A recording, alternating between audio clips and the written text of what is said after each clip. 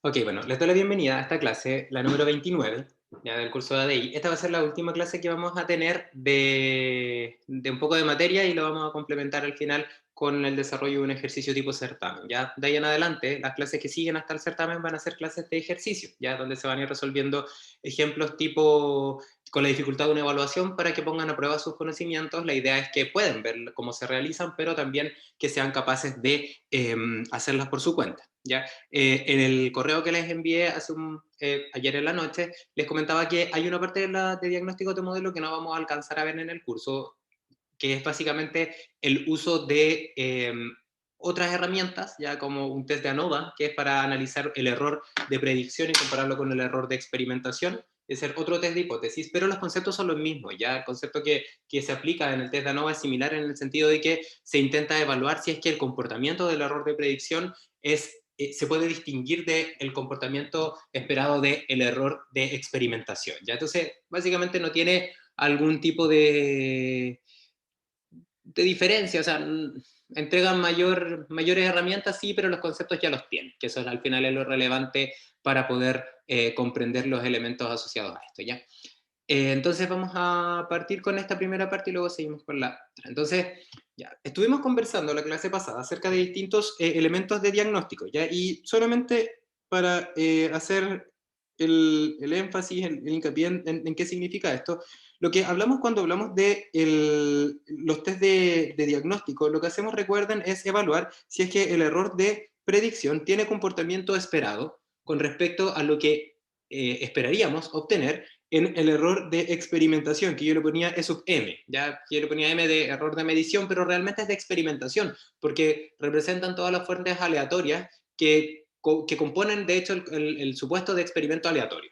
Entonces, básicamente, eso lo podíamos, para las regresiones lineales, de hecho, lo podíamos relacionar con un tipo de error, un promedio del error que tenía que ser con una media cero, un determinado comportamiento del error de predicción, que debiese ser similar al que esperaríamos en el error de medición, o sea, un error insesgado, eso quiere decir que tiene un comportamiento normal, y finalmente que tuviese un error, un comportamiento no correlacionado. ¿Qué significa no correlacionado? Que no exista una relación aparente entre el error de predicción y las variables explicativas del modelo, ni las variables dependientes del modelo. Si se preguntan cuáles son las variables explicativas de un modelo, son las variables independientes. Así lo pueden encontrar en algunos eh,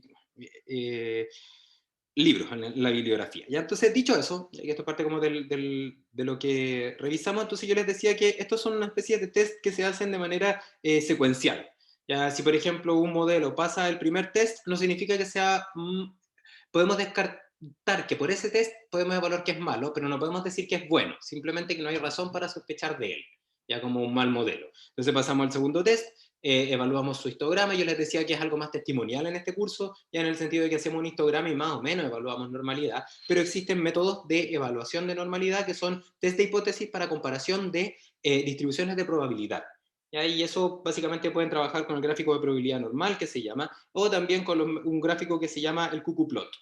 Y hay varios otros test de hipótesis que ustedes pueden buscar si es que les interesa o si es que lo requieren en el futuro. ¿Ya? Y también está la idea de evaluar si es que el error es no correlacionado, ¿ya? Y eso se hace mediante el coeficiente de correlación entre el error de predicción y cada una de las variables independientes. Lo pongo ahí desde 1 hasta el número de variables independientes, y con respecto también a la variable dependiente, medida por supuesto. ¿Ya? Y aparte, y básicamente y eso complementarlo cada uno de estos análisis con el error de predicción versus el U sub i y también el y medido. Y ahí eso básicamente debiésemos esperar que fuera un comportamiento con media cero y que no debiese tener una tendencia. ¿Ya? Porque eso significa, eso, así se ven las variables no correlacionadas. ¿Por qué es eso? Porque el error de experimentación, mediante el supuesto de experimento aleatorio, debiese tener ese comportamiento también. Entonces, a partir de estos tres tests, que uno dice, si que alguno de estos falla, uno puede decir que el modelo, hay evidencia para decir que el modelo es malo, pero si es que no falla, no hay evidencia para decir que el modelo es malo, lo que no significa que sea bueno. Hablamos de otro indicador, que de hecho Ignacio me hizo un comentario la clase pasada relacionado con un indicador que es el R cuadrado, ¿ya? Y este R cuadrado, yo me voy a saltar toda la parte de la derivación, porque la derivación, como les decía, la pueden encontrar acá. Por si les interesa saber de dónde aparece el R cuadrado y por qué se llama R cuadrado, está en el anexo. de esta PPT. ¿Ya? Y básicamente te explica cómo funciona, o sea, cómo se obtiene, partiendo entonces de la varianza del error de predicción. ¿Ya? Se obtienen, bueno, hay ciertos cálculos que hay que hacer, ciertas despejes que uno puede hacer, igualdades algebraicas, etcétera, etcétera, y finalmente uno llega a que el r cuadrado, no, saltar todo esto, corresponde a una expresión que relaciona la varianza, ¿ya? Esto sería la varianza del y medido, y este sería la varianza del error de predicción. Y entonces una relación que existe entre la capacidad predictiva, ¿ya? Y el movimiento que tienen los datos, la variación que tienen los datos. ¿Ya? Entonces, lo que quería ver antes de comenzar con los ejemplos era entender un poco más esa ecuación, ¿ya? Intentar relacionarla de alguna forma, y es por eso entonces que me voy a tomar este tiempo para eso. ¿Ya? Entonces, esta es la ecuación. De aquí en adelante ustedes siempre pueden trabajar simplemente con esa ecuación para el r cuadrado. ¿Ya? Es súper importante que ustedes la tengan, porque en Excel el coeficiente de r cuadrado lo pueden obtener a partir para cierto tipo de modelos. ¿Ya? Por ejemplo, cuando uno hace un análisis, cuando agrega líneas de tendencia, etcétera. Pero cuando uno tiene más de una variable explicativa, cuando tengo 2 o 3, cuando tengo un modelo en 3 dimensiones, eh, al menos yo no conozco una forma de ajustar curvas con Excel cuando tengo más dimensiones. Entonces, está un poco más escondido el indicador, pero eso no significa que no se pueda obtener, y la forma de obtenerlo siempre es la misma, ¿ya? Es 1 menos la varianza del error de predicción partido por la varianza de la variable y medida, ¿ya? Entonces, cuando hablamos de la varianza, yo les comentaba que cuando hablamos de la varianza hablábamos de movimiento, ¿ya? Y es súper relevante recordar eso en el siguiente sentido. Y aquí había un ejemplo, pero lo voy a escribir de nuevo para que se entienda el concepto, porque, como les digo, al final los cálculos los puede hacer cualquiera, pero los conceptos son solamente algunos y algunas los que lo entienden, ¿ya? Y básicamente yo creo que esa es la diferencia entre entender, o sea, entre no sé, pues ser solamente una ingeniera o ingeniero, o ser una persona que se destaca por conocer las cosas y por lo tanto tomar mejores decisiones, ¿ya? Entonces, o proponer mejores decisiones. Entonces, imagínense ustedes que acá tenemos los datos experimentales. Entonces yo les explicaba la clase pasada, o la antepasada también, que si aquí, por ejemplo, tenemos unos datos, ¿ya? Y estos datos corresponden a unos datos experimentales medidos a partir de un experimento que se realizó variando U, ¿ya? Y en un experimento hipotético que no tiene ruido, ¿ya? Si yo, por ejemplo, observo acá, por supuesto que el promedio de los datos va a ser esa línea, porque todos los datos son esa línea, ¿ya? Esto imagínense que es para un problema, para un proceso en el cual la variable U no afecta a la variable I. ¿Ya? Entonces tenemos esto, el experimento está acá, y aquí está la variable Y, y acá está la variable U. Entonces, no afecta. Entonces, si yo calculo la varianza, el S cuadrado de I, eso va a ser 0, ¿ya? Y ese 0 se puede interpretar como 0 movimiento, ¿ya? De la variable con respecto a su promedio. ¿Ya? ¿Y por qué podría pasar eso? Porque no tenemos ruido experimental y porque no hay una relación causa-efecto con la variable U. Entonces, la varianza 0 implicaría ese tipo de comportamiento. Y si por otro lado yo tuviese un experimento, ya con magenta ahora, donde sí mantengo el supuesto de un instrumento que mide perfectamente, pero por ejemplo que ahora tenemos una relación directamente proporcional entre U e Y, entonces yo debiese esperar obtener esto. Voy a ocupar los mismos datos. Así, por ejemplo, si ya esto sería un comportamiento directamente proporcional. ¿Ya? Donde podemos observar ese tipo de curva, ¿no es cierto? O sea, bueno, de línea en este caso, ¿ya? Donde básicamente diríamos, si tiramos una línea recta o lo que sea, vamos a encontrar un modelo, pero lo relevante acá es el hecho de que si es que ahora observamos, ahora sí existe una distancia respecto al promedio, ¿ya? Y esa distancia entonces implica que el S cuadrado de I es mayor que 0. ¿Ya? Entonces, básicamente, ¿qué podemos hacer, como inferir de este ejemplo? Que a medida que tenemos movimiento de los datos, ¿ya? Este movimiento de los datos se ve reflejado en un indicador que se llama varianza, que tiene que ver con la dispersión, ¿ya? Entonces, si tenemos un experimento sin ruido y solamente hay una relación YU, ¿ya? Donde no existe ruido, la varianza mayor que 0 implica la energía que le entrega la variable independiente a la variable dependiente, cómo se mueve, ¿ya? Yo ocupo la palabra energía porque estamos acostumbrados a que energía implica finalmente trabajo, movimiento, entonces por eso es más o menos, se puede utilizar, tiene una analogía que es bastante evidente, ¿ya? Entonces tenemos esa posibilidad, ¿ya? Pero resulta que los experimentos no son perfectos, ¿ya? Entonces, en vez de tener, por ejemplo, un comportamiento como ese que ustedes pueden ver ahí, que podría ser un comportamiento perfecto, sin ruido, ¿ya? En vez de tener ese comportamiento, lo más probable es que tengamos un comportamiento que se aleje un poco de esta, por ejemplo, proporcionalidad completa, perfecta, sino que realmente este sea unos datos que en vez de estar sobre esa línea, algunos datos van a estar más arriba y otros datos van a estar más abajo, así, por ejemplo.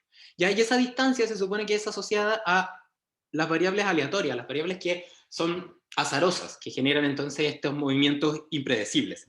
Entonces, claramente, el S cuadrado de los datos azules ya va a ser mayor que cero también, y de hecho va a ser, el S cuadrado de los datos azules va a ser mayor que el S cuadrado de los datos magenta, porque claramente hay más movimiento, ¿ya? Entendiendo entonces que la varianza está asociada a el movimiento de los datos, ¿ya? Entonces, dicho eso, podemos decir entonces que como cuando tenemos un experimento perfecto y hay dependencia en U, tenemos varianza, y si a eso nosotras y nosotros le agregamos entonces el efecto que tiene el ruido de experimentación, entonces ese movimiento va a ser mayor, ese caos va a ser mayor, y por lo tanto vamos a tener mayor varianza. Entonces, como nuestro objetivo es en el diagnóstico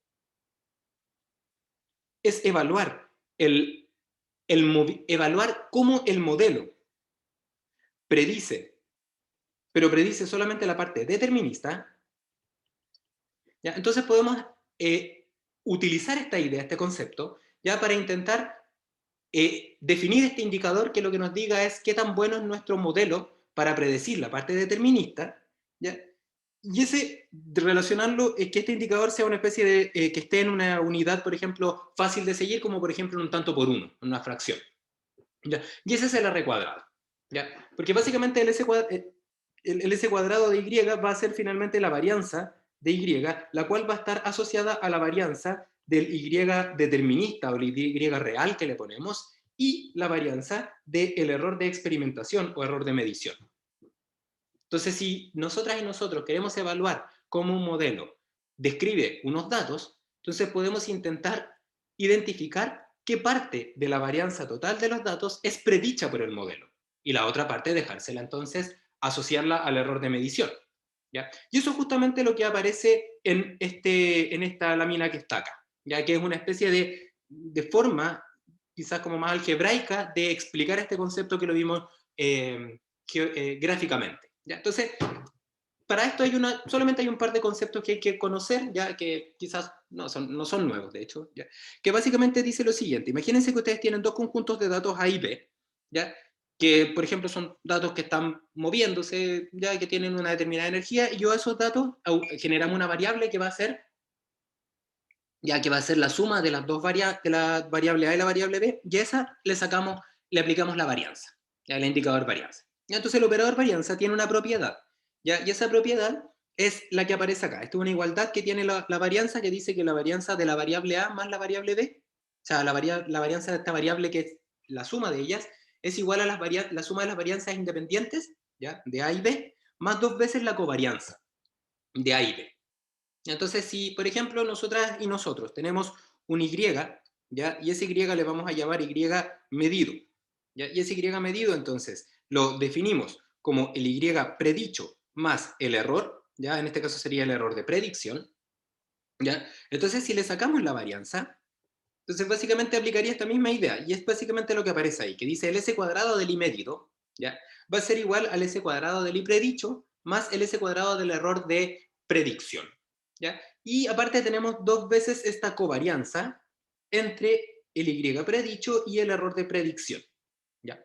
Entonces, si ustedes recuerdan, antes de realizar todo este procedimiento, yo les comentaba que tenía que hacer diagnósticos del error de predicción, y entre ellos habían tres: uno estaba la media, otro estaba la distribución normal, y otro parecía algo que decía que era no correlacionado. Entonces, si yo puedo descartar que mi error de predicción es no correlacionado, entonces quiere decir que la covarianza del error de predicción con cualquier otra variable va a ser cero, porque es no correlacionado, ¿ya? Pero para eso entonces el modelo no tiene que presentar sospechas de ser malo, ¿ya? Entonces básicamente, como tenemos un error no correlacionado, podemos eliminar este término, y entonces aparecería esta ecuación que está acá, ¿Ya? Entonces, ahora nosotras y nosotros teníamos una ecuación ya que define el r cuadrado, que corresponde a la varianza del valor medido partido por el s cuadrado de, perdón, del error de predicción.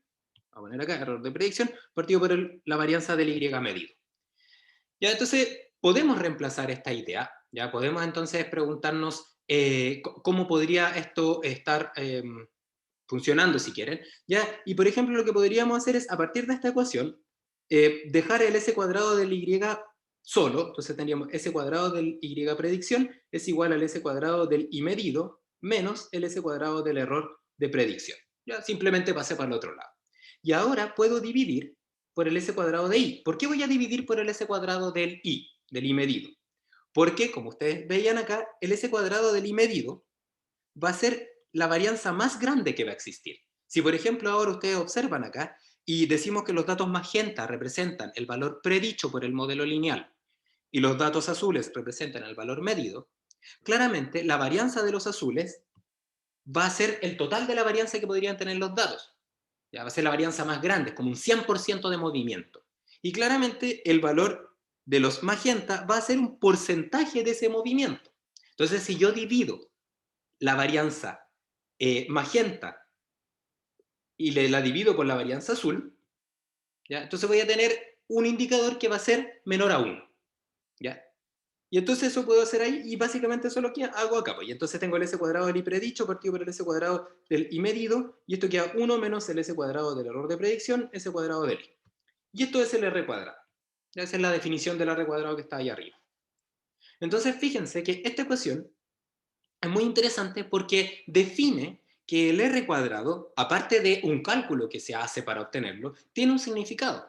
Y ese significado indica lo siguiente. Ya si nos vamos a la parte que nos interesa a nosotras y nosotros, que es esta, que está acá, en la que les marco con el círculo azul, que dice básicamente, si yo tengo datos que tienen 100% de movimiento, el cual está compuesto por dos fuentes, una estocástica y otra determinista, y yo sé que mi modelo se supone que solamente está prediciendo la parte determinista, entonces el R cuadrado se puede expresar como el movimiento determinista partido por el movimiento determinista de los datos más el movimiento estocástico. ¿Ya? Y entonces podemos identificar que si es que mi modelo pasa los otros test, podemos decir entonces que el R cuadrado nos indica qué porcentaje del movimiento de los datos corresponde a lo predicho por el modelo, ¿ya? Modelo, que a su vez sería lo asociado a la parte determinista de mi variable dependiente. Entonces, si yo tengo un R cuadrado, ¿ya? Que por ejemplo es 0,95, ¿ya? Entonces quiere decir que del 100% del movimiento de los datos, ya entendiéndolo como el 100% la varianza de los datos azules, el 95% de ese movimiento está explicado por estos datos magenta. Y entonces el otro 5% es asociado al error de experimentación. ¿Ya? Y entonces tenemos una forma de interpretar el R cuadrado y de hecho tenemos una forma de interpretar el R cuadrado y también de comprender que hay veces que no es necesario tener un R cuadrado grande, ¿ya? Sino que dependerá de mis datos experimentales. Y aquí hay una parte que resume esto, ¿ya? Entonces, el R cuadrado sería entonces la fracción de varianza o movimiento de los datos medidos explicada por el modelo, que es la parte determinista, ¿ya? Entonces, básicamente, a partir de esto, entonces podríamos hacer ciertos elementos que son relevantes. Por ejemplo, imagínense que estamos trabajando con instrumentos muy precisos, ya que tenemos, por ejemplo, en un experimento, tenemos siempre hay una componente estocástica, pero esta componente estocástica es muy chiquitita, así lo voy a poner así, muy pequeñita. Entonces, en este caso, tendríamos que el movimiento de los datos medidos tiene una gran parte de efecto asociado a la parte determinista, o sea, asociado a los cambios que yo produje de manera activa en las variables independientes, y una pequeña parte, muy pequeñita, asociada a la parte estocástica. Casi no se ve. Entonces, ¿qué significa eso? Que un modelo bueno debiese entonces expresar la mayor parte del movimiento de los datos. ¿Ya? ¿Y eso cómo se entendería desde el punto de vista del R cuadrado? Con un R cuadrado alto. ¿Ya? Porque yo digo del 100% del movimiento, un alto porcentaje debiese ser explicado entonces por el modelo. Entonces, si yo tengo unos datos que son poco dispersos, entonces yo debiese exigirle mucho al modelo. Y así tengo unos instrumentos muy buenos, por ejemplo. ¿Ya? Entonces, si estoy en este caso, que tengo un poco movimiento de los datos porque hice un experimento que tiene poco ruido, ¿ya? Porque las características del experimento así lo hacen, entonces puedo pensar en R cuadrados que son, no sé, aproximadamente desde el 0,95 hacia arriba, por ejemplo, porque estoy asociándolo a esta idea. Pero si por otro lado tengo este mismo experimento, pero ahora se supone que al momento de hacer los experimentos, ahora yo tengo un aporte estocástico que es mayor al caso anterior, entonces como la balanza va a estar más distribuida. Va a tener una parte más determinista, que también es importante, pero también va a tener una parte estocástica que va a ser más grande.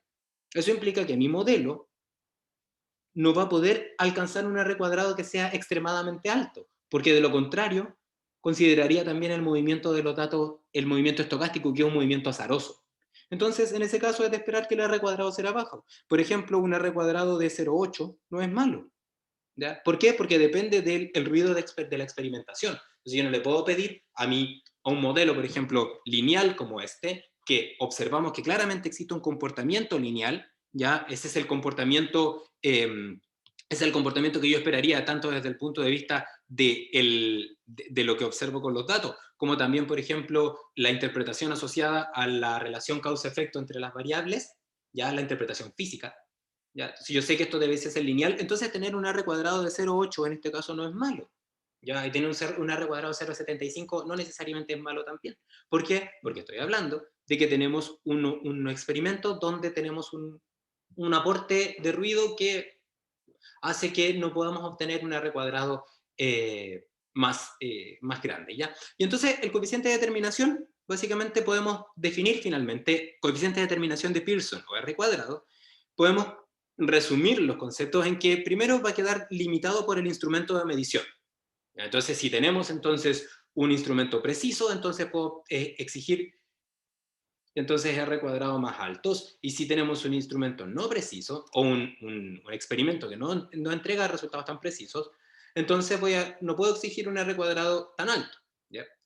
Y esto también nos implica que cuando tengamos entonces valores muy cercanos a 1, sospechemos de nuestros ajustes, ya porque podría darse el caso de que teniendo datos ruidosos, podemos nosotros y nosotras ajustar cualquier tipo de modelo, incluido polinomios que tienen grados muy altos, ¿ya? De polinomio. Y eso implicaría, por ejemplo, una situación como la que les muestro a la derecha.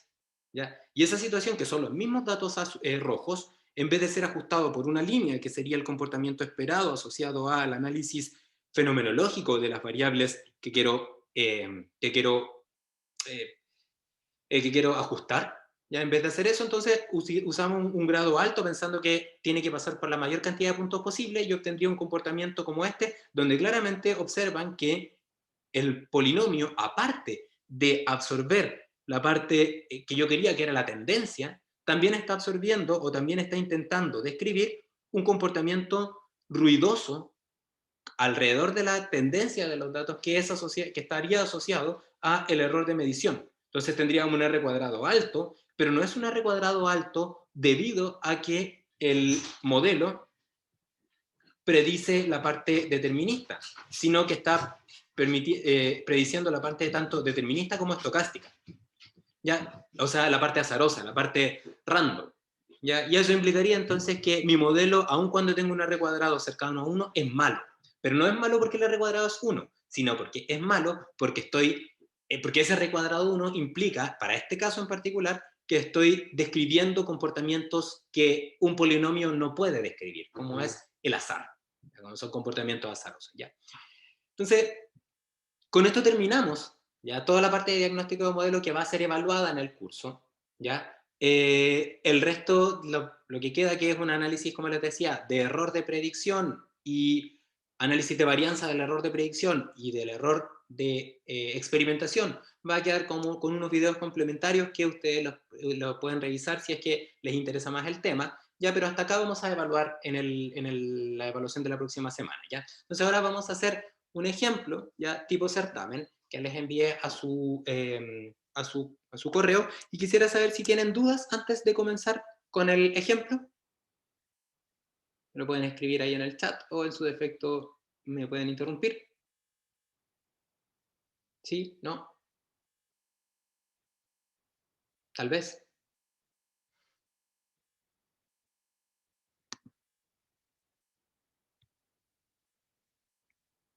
Tengo aquí una mano levantada. Dice, ya, Cecilia me dice que está todo bien. Gracias. Gracias.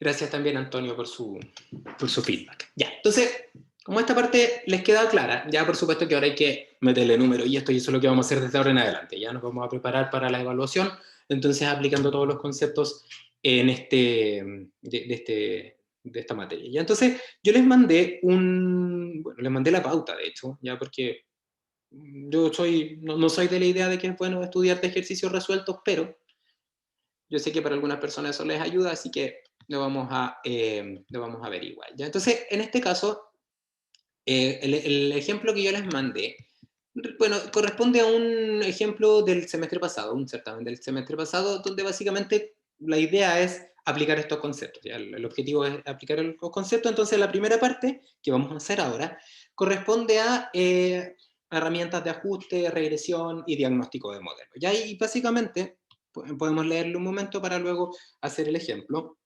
Esto va a quedar grabado, por supuesto, y los archivos los tienen. Y esta parte la voy a volver a subir ahora con cómo lo resolvamos. ¿Ya? Entonces, básicamente, lo digo por si quieren poner atención en vez de estar trabajando con el Excel y después pueden replicar esto, ¿ya? Pero si quieren, también pueden hacerlo concomitante conmigo. Entonces dice que una fundición, la fundición Hernán de la Lira, procesa una cantidad de toneladas al día de concentrado de cobre que proviene desde distintos proveedores locales para obtener ánodos de cobre que luego son refinados en la fundición de Ventana, ¿ya? Entonces, los concentrados, ¿ya?, que se funden, se pueden clasificar de acuerdo a las concentraciones de estos cuatro elementos, ¿ya? Cobre, plata, oro y azufre. Y eso y a partir de las distintas proporciones de estos cuatro elementos se puede clasificar en concentrado tipo A, B y C.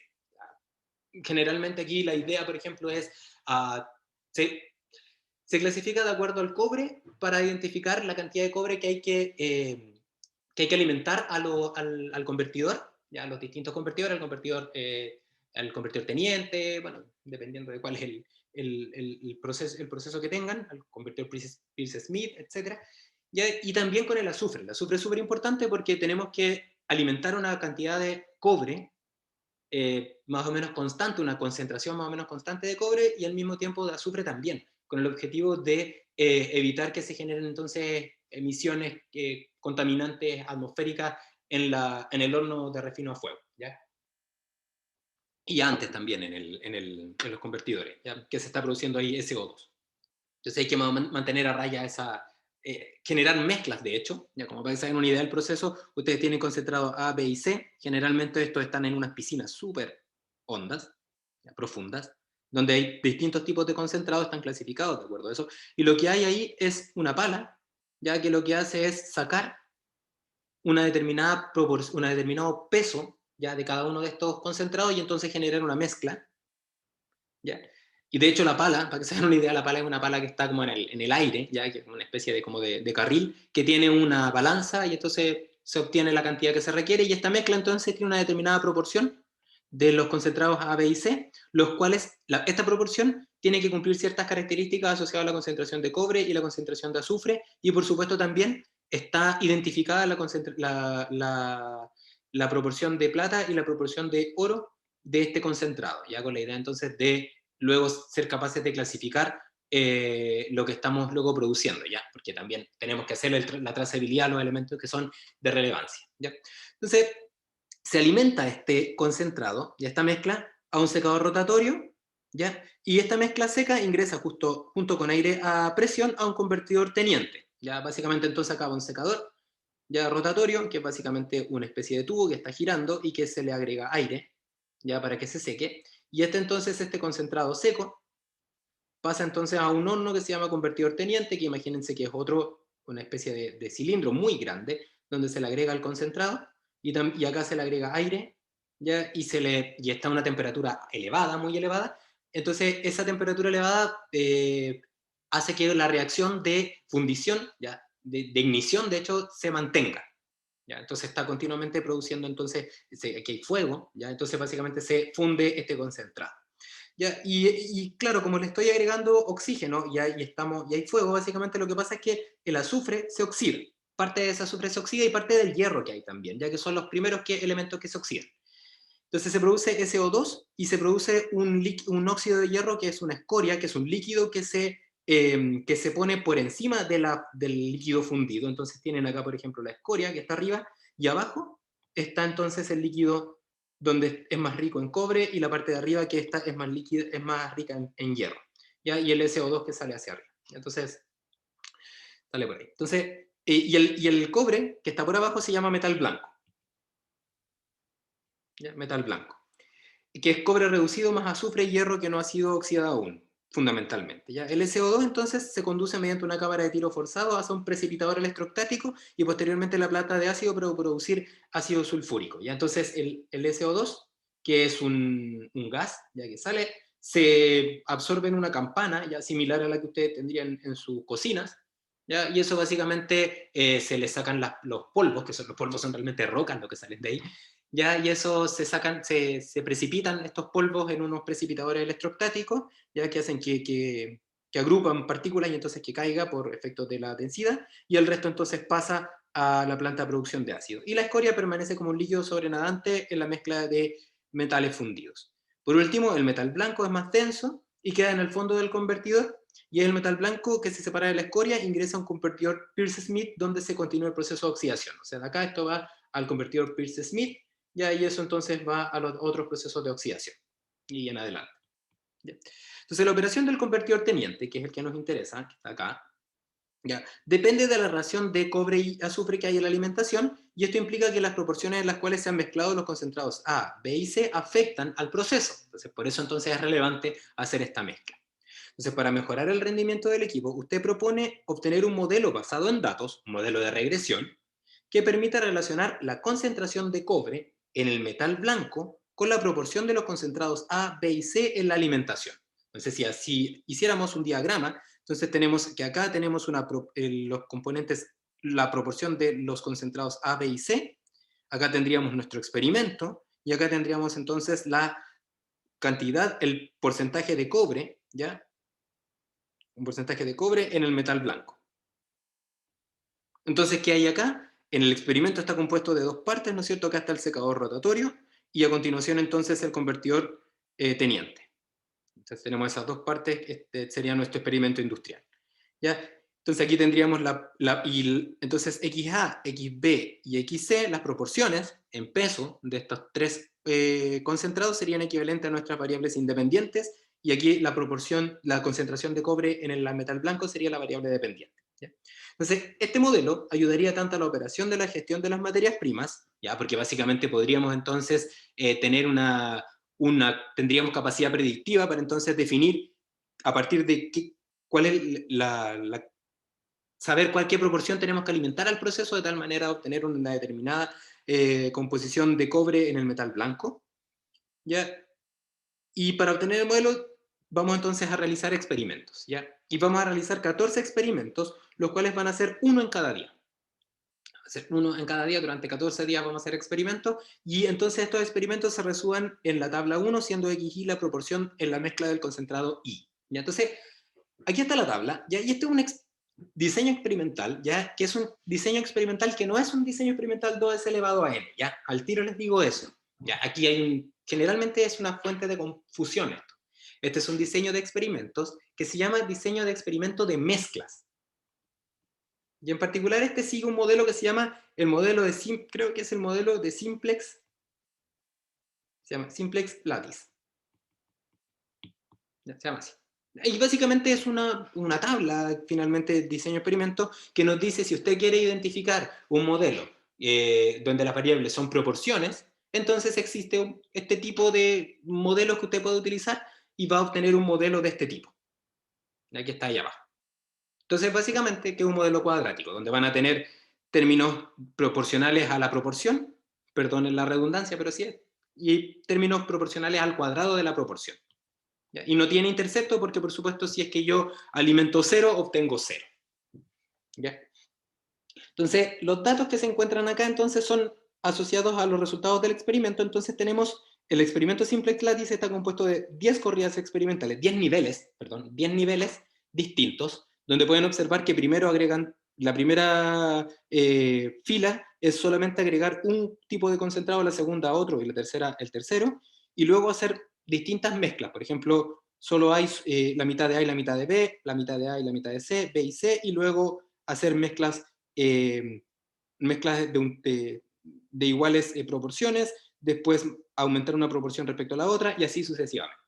Entonces, básicamente lo que tenemos acá es este diseño de experimentos que tiene 10 niveles, y a estos 10 niveles ya se le agregan 4 experimentos extra, ya porque teníamos la posibilidad de hacer más experimentos, y estos experimentos extra, que son parte de la corrida de experimentales, ya tienen entonces 3 corridas experimentales más que se realizaron en duplicado, ya que son para los concentrados solos, y finalmente una corrida experimental duplicada extra que correspondería a realizar la mezcla de los 3 concentrados en las mismas proporciones.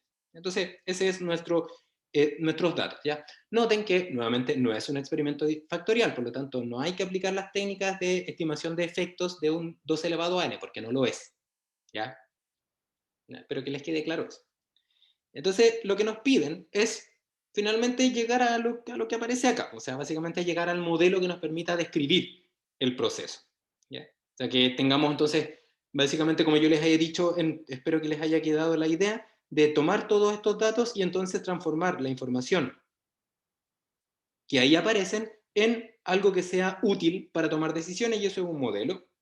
Y entonces este modelo va a tener distintos pasos para llegar a que van a ir desde la estimación de los parámetros, a identificar cuáles son estadísticamente significativos, y si es que hay que descartar alguno, entonces volver a determinar los parámetros, luego entonces hacer un análisis de un diagnóstico, y a partir de eso entonces usar el modelo, del modelo. Entonces lo que vamos a ir. Entonces nos piden entonces los datos experimentales, obtener un modelo cuadrático, luego obtener los intervalos de confianza de los parámetros del modelo, ¿ya? Y hablar y observar qué relaciones existen entre las variables, ¿ya? Identificar cuáles son las relaciones que son estadísticamente significativas, modelo que considere solamente relaciones que son estadísticamente significativas, y obtener los nuevos parámetros de este modelo, o sea, si hay elementos que no son significativos, descartarlos y obtener entonces los nuevos parámetros del modelo para las variables que son significativos, comparar luego los parámetros entre el modelo inicial y el modelo final,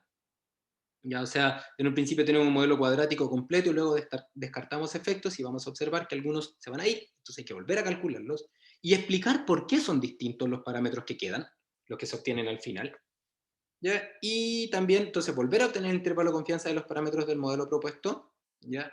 El nuevo, o sea, una vez que eliminamos aquellos efectos que son estadísticamente no significativos, y entonces quedarnos con el modelo que solamente tiene efectos estadísticamente significativos, aplicar las herramientas de diagnóstico para entonces evaluar si es que el modelo predice de manera adecuada los datos, y luego, si es que es así, entonces, a partir del modelo que tenemos, entonces, utilizarlo, ¿ya? Para que para y determinar el modelo que indicaría la proporción para agregar de los distintos concentrados, ya para mantener una composición en la alimentación, o sea, una composición, perdón, en el metal blanco de un 74% de cobre. ¿Ya? Entonces, básicamente lo que tenemos que hacer es determinar entonces un modelo que permita obtener XA, XB y XC, o que relacione estas tres variables, de tal manera de mantener la composición de cobre en el metal blanco igual a 74%. ¿Por qué es eso? Porque si es que se tiene más de ese porcentaje, se genera entonces un problema en el equilibrio de fases. Y entonces lo que pasa es que parte del hierro empieza a difundir hacia el metal blanco. Entonces la idea es mantenerlo a raya. ¿Ya? Entonces, esos son los elementos que vamos a evaluar hoy. Entonces, si esta parte les queda claro, que espero que así sea, entonces ahora me voy a cambiar de pantalla, me voy a ir entonces al Excel, que ustedes también lo tienen, y vamos a comenzar a trabajar en él. Entonces, vamos a este que está. Ya, entonces, en este momento ustedes debiesen estar viendo mi fichero de Excel donde están los datos. ¿Ya? Ustedes, por supuesto, puede que tengan ustedes tienen la pauta, ¿ya? Así que básicamente pueden revisar la pauta en el P1 y van a ver algo como esto, que luego aparece entonces el desarrollo. ¿Ya? Entonces acá lo que tenemos que hacer como primera parte siempre, ¿no es cierto?, es a partir del problema, resolver el problema mínimos cuadrados, entonces obtener los parámetros. ¿Ya? Lo podemos hacer tanto por solver como por mínimos cuadrados generalizados, ¿ya? Pero como tenemos que calcular los intervalos de confianza, podemos hacerlo de inmediato con mínimos cuadrados generalizados, ¿ya? Algebraicamente. ¿Ya?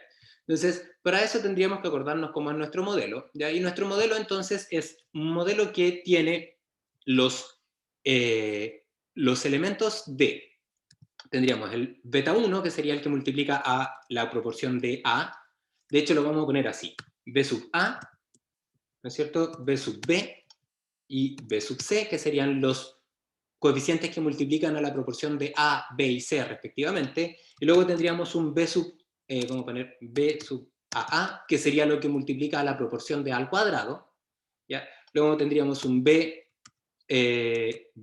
lo que multiplica la proporción de B al cuadrado, y BCC lo mismo. Entonces esos son los coeficientes de mi modelo. Lo voy a poner abajito para que se vea un poco ahí. Entonces estos son los coeficientes del modelo completo, ya que son básicamente lo que te propone entonces en la descripción del problema. ¿Ya? Entonces, a esto tendríamos que complementarlo con la variable medida, ¿no es cierto? Y la variable medida entonces sería, voy a poner acá porque como esto trabajamos con vectores, entonces es mejor transformar esto en vectores para entonces utilizar una tabla que tenga una forma más o menos familiar, ¿no es cierto? Tenemos ese, tenemos este que está acá. Lo que estoy haciendo es simplemente tomar la tabla y dejarla de una forma un poco más familiar, ¿ya? Simplemente para que podamos entonces luego aplicar los elementos, ¿ya?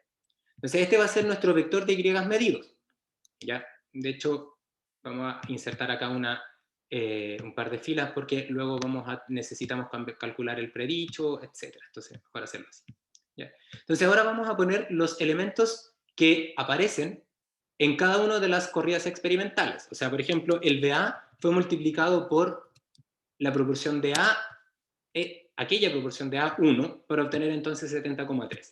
Y lo mismo habría que hacer con B y con C, ¿ya? Y podemos tirarlo hasta ahí abajo porque básicamente mantiene el mismo orden, ¿no es cierto? Y acá entonces notar, por ejemplo, que este correspondería, el 70.3, que está acá en este lugar, correspondería entonces a, nuevamente, este 1, ¿no es cierto? Luego vendría el 73.5 y el 74.9, que sería estas corridas, la 1, 3, 1, 2 y 3, que se volvieron a realizar, o sea, les hicieron un duplicado, y finalmente tenemos la XA que está acá, 0.33.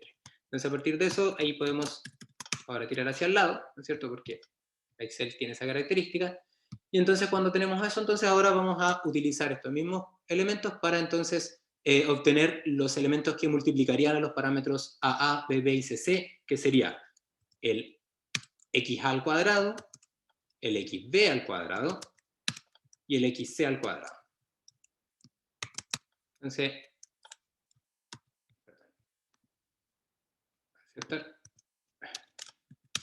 el XC al cuadrado. Ahí sí. Una vez que tenemos esto, entonces lo tiramos hacia abajo y entonces tenemos nuestro diseño de experimentos. Notar nuevamente que no es un diseño de experimentos central compuesto, todo elevado a n, es un diseño de experimento de mezcla, ya, nada más. Es otro tipo que se trabaja como si fuera, bueno, datos obtenidos experimentalmente como cualquier otro, ya. Entonces, vamos a recordar que esto lo ponemos ahí. Entonces, esta matriz es nuestra matriz U. Entonces, a partir de esto, tendríamos que estimar los parámetros. Lo pueden hacer por Solver. Los invito y las invito a hacerlo para que ustedes puedan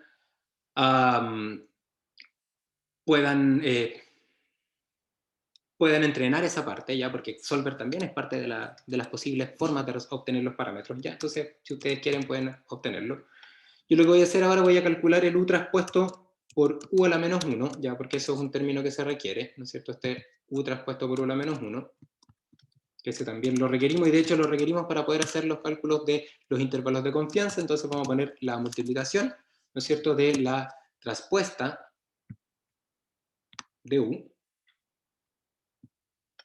¿no es cierto?, multiplicado por ella misma, y nos faltó ahí anidar una primera función, ¿no es cierto?, que me equivoqué yo y tendríamos que primero también poner primero la matriz inversa, ¿no es cierto? Y ahora sí, ahora sí. Ahora sí. Ahí está, entonces tenemos la inversa de la multiplicación de la traspuesta por ella misma, que es la inversa de la multiplicación de la traspuesta por ella misma. Ahí está. Entonces esta matriz la vamos a utilizar tanto para estimar los parámetros como también para estimar las varianzas, las desviaciones estándar, etc. Entonces ahora vamos a calcular el parámetro beta, ¿ya? Y el parámetro beta se obtiene, si ustedes pueden utilizar material disponible, sería U traspuesto por U elevado a la menos 1 por, y aquí entonces tendríamos U traspuesta por I. ¿No es cierto? Entonces esos son los parámetros de beta, o sea, eso es la ecuación que describe el beta, la resolución del problema de mínimos cuadrados, y entonces aquí tendríamos la multiplicación, ¿no es cierto? Entonces de esta matriz, voy a poner acá, hasta acá, ¿no es cierto? Por, y aquí tendríamos entonces que multiplicar, y aquí estaría la traspuesta del U, que lo vamos a seleccionar acá, por, en este caso, el vector de variables. Ahí está, y ahí está. Aquí tenemos la segunda matriz. Tmult, transponer, instalar otra mmult, y me falta cerrar. Y ahí están los parámetros. Entonces, ¿qué parámetros son esos? Sería el beta A, el beta B, el beta C, el beta AA, el beta BB y el beta CC. Entonces aquí tenemos los tres parámetros que describen nuestro modelo. ¿Ya? Entonces este modelo que tenemos acá es básicamente nuestro modelo inicial, y ahora lo que tenemos que hacer entonces es, a partir de este modelo, tenemos que ser capaces de evaluar los intervalos de confianza. Pero, así como si volvemos a las preguntas, a partir de los datos obtenidos experimentalmente, ya tenemos este modelo. Este sería nuestra primera respuesta, ¿no es cierto? La voy a marcar con amarillo, y aquí la idea sería que utilizáramos estos datos para responder a la pregunta, que diría, estos son los parámetros del modelo. ¿Ya? Entonces, a partir de esto, lo que vamos a hacer ahora es que vamos a estimar los intervalos de confianza, y para eso entonces los intervalos de confianza se determinan a partir de la ecuación que primero requiere la covarianza, la matriz de covarianza, la cual va a ser el S cuadrado del error de predicción, el S cuadrado, ¿ya?, del error de predicción con respecto a los grados de libertad de los parámetros, ¿ya? Por eso aparece ese sub beta, ¿ya? Y esto estaría multiplicado luego por el U traspuesto por U a la menos 1. Entonces básicamente esa es la ecuación que define la matriz de covarianza. Entonces, se observa entonces que tenemos acá, acá le voy a poner un paréntesis. ¿Ya? Entonces tenemos que calcular la varianza del error de predicción relativa a los grados de libertad de los parámetros, los cuales son el número de medidas menos el número de parámetros. Entonces lo vamos a obtener acá mismo, ya allá arriba. Entonces, para obtener la varianza del error de predicción, lo primero que tenemos que obtener es el error de predicción. Para obtener el error de predicción sería el I predicho, primero, el cual lo puedo calcular. Yo les decía, se pueden ir por el camino que es más largo, pero también se puede hacer, ya que es básicamente como escribir el modelo completo, ¿ya? O en su efecto pueden ocupar las ventajas de la notación matricial, y entonces acordarse que eso es el I predicho para un problema de regresión lineal es la matriz U multiplicado por el vector beta. ¿Ya? Entonces, perdón, me faltó ahí dos puntos. Ahí tienen. Ahí tenemos entonces el I predicho. Ya, esto es simplemente usando las ecuaciones que usamos para describir los comportamientos generalizados, ya, usando álgebra lineal. Entonces, a partir de eso calculamos el error de predicción como la resta entre el medido menos el predicho. ¿Ya? Y este es el que vamos a utilizar, lo vamos a marcar acá, para entonces hacer los cálculos de la varianza, ¿ya? ¿Cuáles son los cálculos de la varianza que necesitamos? Bueno, acá básicamente tenemos que calcular entonces, sería esta la suma al cuadrado ¿De qué? De los errores de predicción. Igual podemos calcular el promedio para evaluar si es que el error de predicción tiene un promedio 0 o cercano a 0. ¿Ya? Estaría ahí. Es 0, por supuesto, porque bueno, el modelo igual es bueno. ¿Ya? Tenemos un S cuadrado, entonces ahora la suma al cuadrado del error de predicción, que sería entonces la suma cuadrados de los errores de predicción, ¿ya? Que estaría ahí. Y ese sería el numerador para la varianza del error de predicción respecto a los grados de libertad del modelo, o sea, con los parámetros. Calcularíamos ahora los grados de libertad de los parámetros, los betas, el cual sería entonces la cantidad de corridas experimentales, la puedo utilizar este mismo que está acá, contar el número de corridas experimentales, menos el número de parámetros, en este caso los parámetros puedo usar este que están acá. Entonces tenemos 8 grados de libertad porque teníamos 14 corridas experimentales y 6 parámetros. Entonces con esto calcularíamos el S cuadrado del error de predicción con respecto a beta, que sería entonces la suma de los cuadrados del error dividido por sus grados de libertad. Entonces esta es la varianza del error de predicción respecto a los grados de libertad de los parámetros, ¿ya? Que es 0,33. Entonces a partir de eso podemos ahora calcular la covarianza, la cual sería entonces este indicador que va a multiplicar a cada uno de los elementos de esta matriz, ¿no es cierto? Entonces tenemos ahora, lo podemos tirar para el lado, ahí, y luego hacia abajo, 3, 4, 5, 6. Ahí está. ¿Y qué podemos sacar de acá? Que los que les marco con rojo, se los voy a marcar acá, son aquellos elementos que son las varianzas que requerimos obtener. ¿Ya? Este modelo tiene una característica, pueden observar, que la varianza de los tres parámetros proporcionales son iguales y la varianza de los tres parámetros cuadráticos también son iguales. Pero ojo, fíjense, como esto es una matriz de covarianza, lo que no está a la diagonal son covarianzas, que implica un valor que dice cómo cambia un parámetro cuando cambia el otro. ¿Ya? Yo les había dicho, aquí por ejemplo, acá está, vamos a poner quizás, por ejemplo, sería bueno, aquí estarían los mismos que están allá, y están, y está el BA aquí, y aquí tendríamos, voy a transponer directamente, para que sea más fácil, ahí está. Entonces básicamente acá está varianza de este con este, y luego sería de A con B, de A con C, ¿ya? Entonces, ¿qué podemos ver acá? Que si es que yo por alguna razón, por ejemplo, elimino el parámetro, porque no es estadísticamente significativo, elimino el parámetro AA, entonces como tengo una covarianza negativa con respecto al parámetro A, eso va a implicar que voy a tener que reestimar el parámetro A para un modelo que no tenga el elemento cuadrático, porque la covarianza indica que el valor de una variable afecta a la otra. Solamente no tendríamos que estimar los parámetros cuando acá tuviésemos, reestimar los parámetros, perdón, cuando acá tuviésemos solo elementos 0, ¿ya? Que sería el caso del diseño 2 elevado a n, tiene esa característica. Son modelos que se llaman ortogonales, ¿ya? Que son básicamente los que tienen la mayor información posible de los parámetros, ¿ya? Entonces, dicho eso, entonces ahora vamos a estimar los intervalos de confianza, ¿ya? Entonces para eso tendríamos que acordarnos, lo primero que hacemos es calcular el S de los parámetros. Vamos a poner la varianza para después sacarle eso, ¿no es cierto? Que sería entonces extraer la diagonal de este problema. Si observan, los tres elementos son iguales, pero lo vamos a hacer mejor así, para hacerlo bien general, ¿ya? Y aquí tendríamos entonces las otras varianzas, ¿ya? Aquí estaría la otra, y finalmente la última que está acá. Entonces aquí tenemos las varianzas. Y ahí con la varianza entonces calcularíamos los valores de S, ¿no es cierto? Estos valores de S. Estoy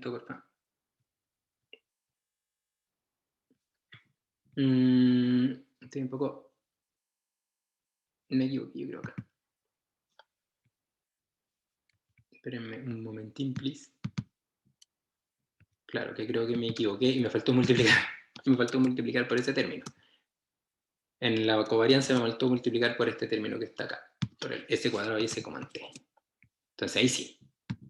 Perdonen ustedes que me confundí con la multiplicación. Ahora sí, ahora sí. Sí, sí. varianzas tan grandes. Voy a dejar todo con automático. Ya. Ahora sí, ahora tengo unos números que son más pequeños, pero una varianza muy grande me iban a salir que todos los elementos eran no significativos. Entonces, era porque me había equivocado yo me comí una multiplicación. Entonces aquí estarían los elementos, ahora sí. Entonces ahora sacamos la varianza, o sea, la desviación estándar como la raíz del parámetro, y esto entonces luego es para calcular el intervalo de confianza. Recuerden mantener un número de decimales bajo asociado a los decimales de la información, ya, con las cifras significativas de los datos medidos. ¿Ya? Entonces con eso entonces podemos calcular el intervalo de confianza. Para tal efecto necesitamos, bueno, el valor de t, y para eso entonces tenemos que definir un índice de certeza, que es de manera estándar en este curso le ponemos 0,95, ¿no es cierto? Tenemos el valor del alfa, ¿no es cierto? Que es 1 menos beta, ¿ya? Y entonces los grados de libertad, que serían para todos los casos 8, porque el modelo tiene 8 grados de libertad, vamos a fijarlo. Vamos a fijarlo acá, como en T.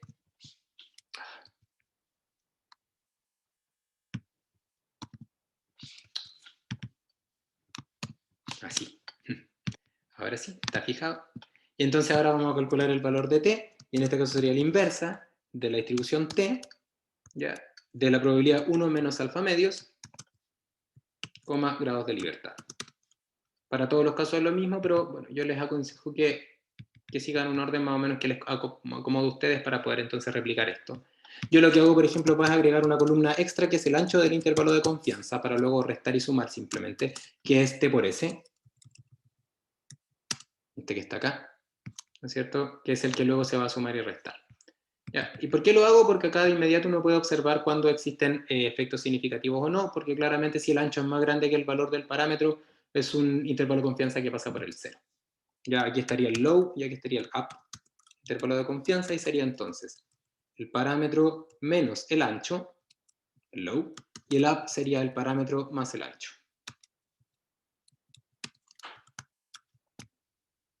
Entonces, ¿qué podemos observar de acá?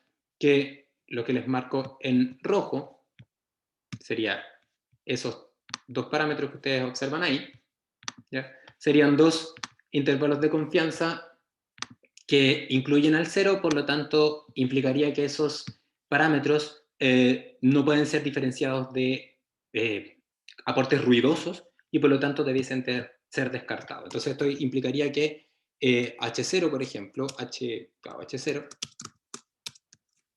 aquí estaría, perdón, entonces estaríamos H0, porque no podemos rechazarla, y entonces acá estaría H1 y H1. Eso quiere decir entonces que rechazamos H0.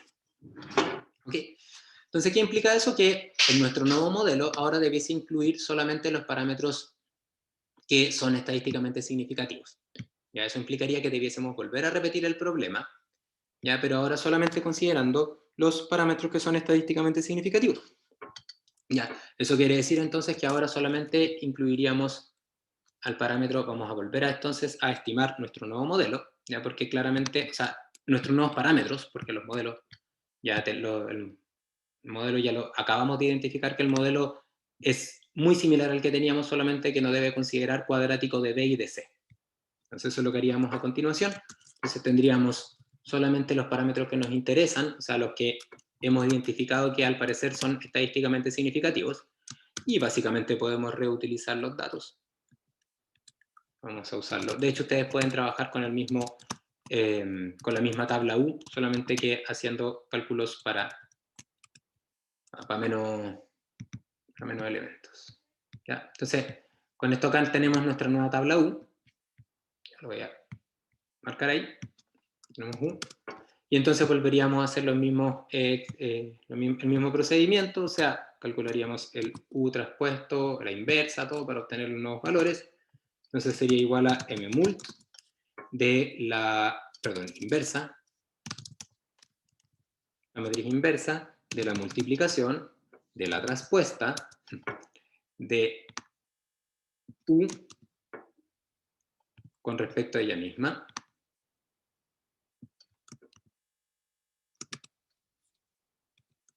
Y ahí está entonces la multiplicación y la inversa de la multiplicación de la traspuesta. ¿ya?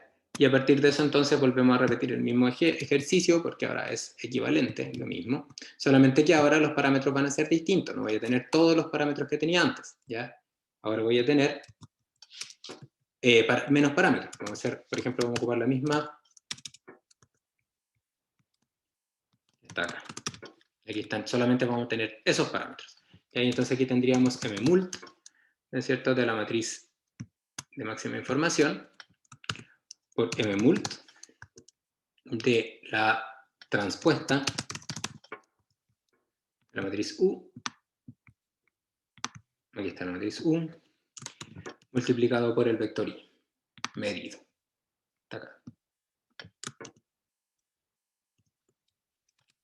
Y aquí están los nuevos parámetros. Entonces, si hacemos una revisión rápida, vamos a observar cómo antes era 75,70, ahora es 75,2, 75,44, 73,6, 72, 74,4. ¿Por qué esa diferencia? Porque al eliminar el parámetro B, BB y el parámetro CC, lo que sucede es que el valor del parámetro A debe cambiar porque existe una correlación, en este caso positiva.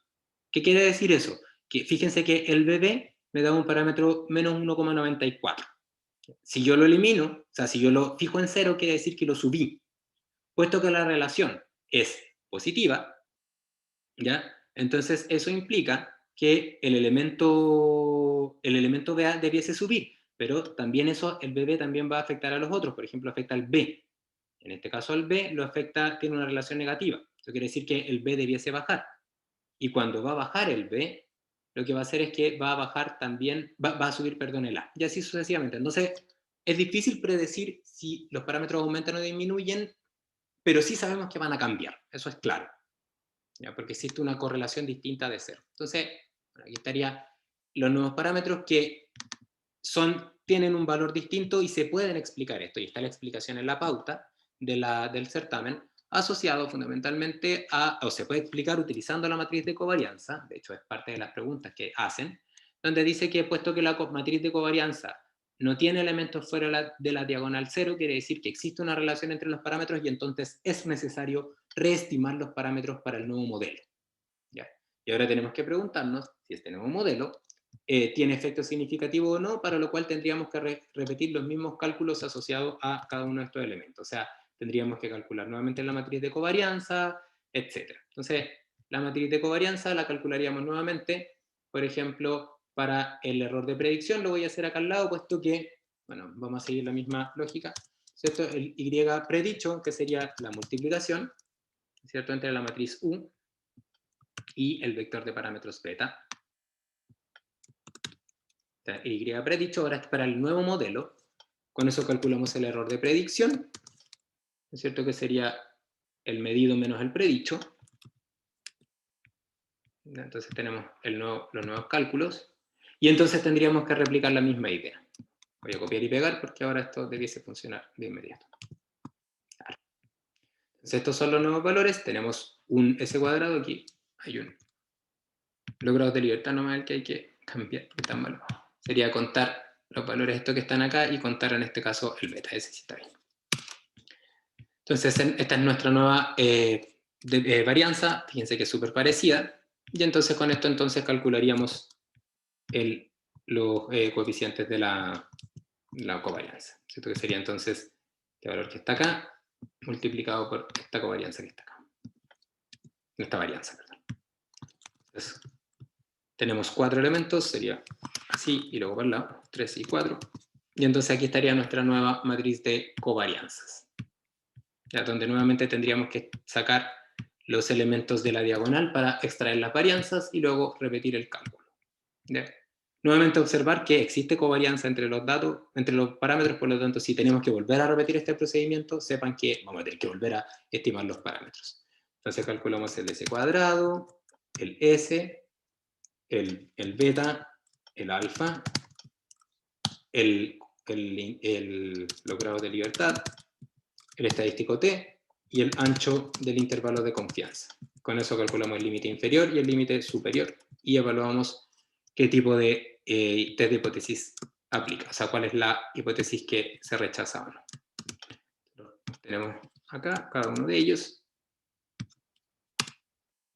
Finalmente el último. Entonces acá podemos aplicar lo que ya habíamos hecho antes, hasta acá al menos. O de hecho todo.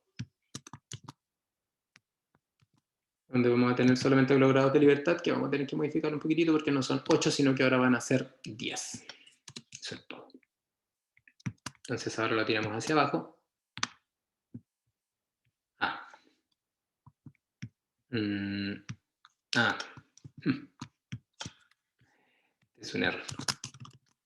Ahí sí.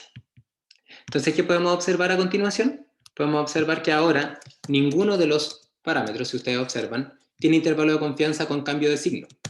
¿Qué quiere decir eso? Que en todos los casos los parámetros son estadísticamente significativos, y entonces podemos indicar que el modelo que describe la relación estadísticamente significativa ya, de los datos sería el modelo que considera solamente esos 4 parámetros, no importando utilizar los otros 2 que ya descarté. Entonces nuestro modelo sería un modelo que tiene BA, BB, BC y BAA. ¿Ya? Y ese sería nuestro modelo que utilizaríamos. ¿Ya?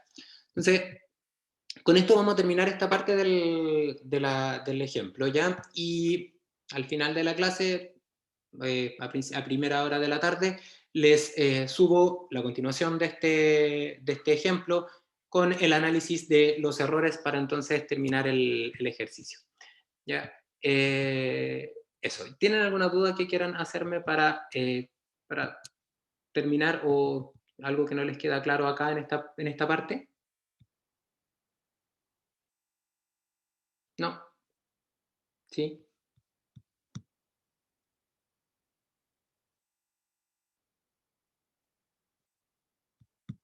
¿Tienen algún comentario? Bueno, asumo que no. Eso. Bueno, espero que les haya servido, el que les haya, que se entiendan estos conceptos, y entonces durante la tarde les mando el resto del ejemplo para que puedan entonces terminar eso. Entonces, mira, Matías me hace una pregunta, gracias. Me pregunta, dice, ¿podría volver a pasar H1 en este segundo caso? Sí, Matías, sí puede pasar H1. Y en ese caso lo que hay que volver a hacer es volver a repetir el procedimiento. Sí puede pasar perfectamente porque lo que va pasando es que los modelos van cambiando. ¿Ya? Y el test de hipótesis depende del valor del parámetro. Y si es que tenemos una matriz de covarianza que tiene elementos fuera de la diagonal distintos de 0, como cambia el parámetro, lo que antes era H0 puede ser ahora H1. Es cosa de que cambie el valor del parámetro, ¿ya? Otra cosa que puede pasar, si se fijan, es que, bueno, en este caso no se nota, pero generalmente lo que pasa es que cuando yo disminuyo el número de parámetros, ¿ya? Lo que sucede es que disminuye la capacidad predictiva del modelo, ¿ya? Porque estoy utilizando menos variables explicativas. Entonces, ¿eso qué implica? Que la suma de los cuadrados, fíjate, aumenta. Antes era 2,7 y ahora es 3,3. Entonces, eso hace que para la varianza el numerador aumente, lo que implicaría entonces que el ancho del intervalo de confianza va a aumentar. ¿Ya?